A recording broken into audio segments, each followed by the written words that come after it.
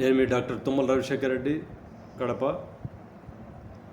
యుద్ధానికి ముగింపు దిశగా ఇరాన్ అడుగులు, అమెరికా ముందు 3 అంచెల ప్రతిపాదన.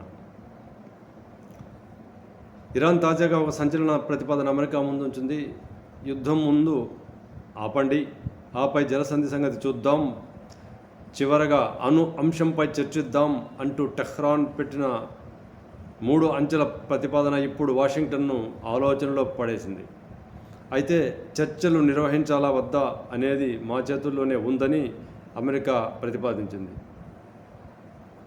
ఇస్లామాబాద్ వేదికగా జరిగిన శాంతి చర్చల్లో పాల్గొనేందుకు ఏమాత్రం ఆసక్తి కనబరచని అబ్బాస్ అరాగ్చి ఇప్పుడు రష్యా వెళ్ళారు. పూర్తిగా వివరాల కోసం. పశ్చిమాసియాలో నెలకొన్న ఉద్రిక్తలకు స్వస్తి పలికేందుకు ఇరాన్ కీలక ముందడుగు వేసింది. ఫిబ్రవరిలో ప్రారంభమైన ఈ భీకరయుద్ధానికి ముగింపు పలికే దిశగా అమెరికా ముందు 3 దశల ప్రతిపాదనను ఉంచింది. పాకిస్తాన్లో జరిగిన 2వ విడత చర్చలు విఫలమైన నేపథ్యంలో మధ్యవర్తుల ద్వారా ఇరాన్ ఈ కొత్త దౌత్య వ్యూహాన్ని వాషింగ్టన్కు చేరవేసింది. ఇరాన్ ప్రతిపాదించిన ఈ ప్రణాళికలో యుద్ధం, జలసంధి, భద్రత అంశాలు ప్రధానంగా ఉన్నాయి. అందులో మొదటి దశలో భాగంగా యుద్ధానికి పూర్తి స్థాయిలో ముగింపు పలకాలి. భవిష్యత్తులో ఇరాన్, లెబనాన్లపై ఎలాంటి దాడులు జరగవని అమెరికా హామీ ఇవ్వాలి.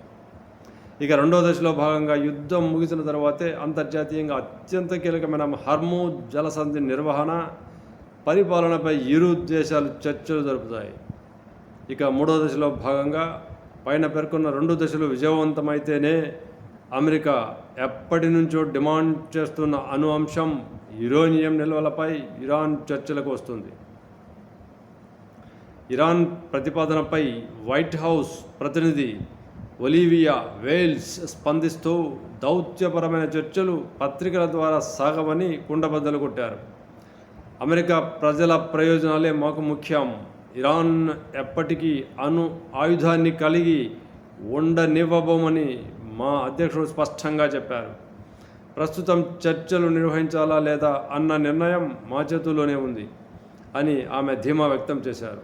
మరోవైపు ట్రంప్ కూడా ఇరాన్ తీరుపై అసహనం వ్యక్తం చేస్తూ ఇకపై మా రాయబారులకు 18 గంటల పాటు విమాన ప్రయాణాలు చేయాల్సిన అవసరం లేదు, ఏదైనా ఉంటే ఫోన్ కాల్లోనే మాట్లాడుకోవచ్చు అని వ్యాఖ్యానించడం కొసమెరుపు.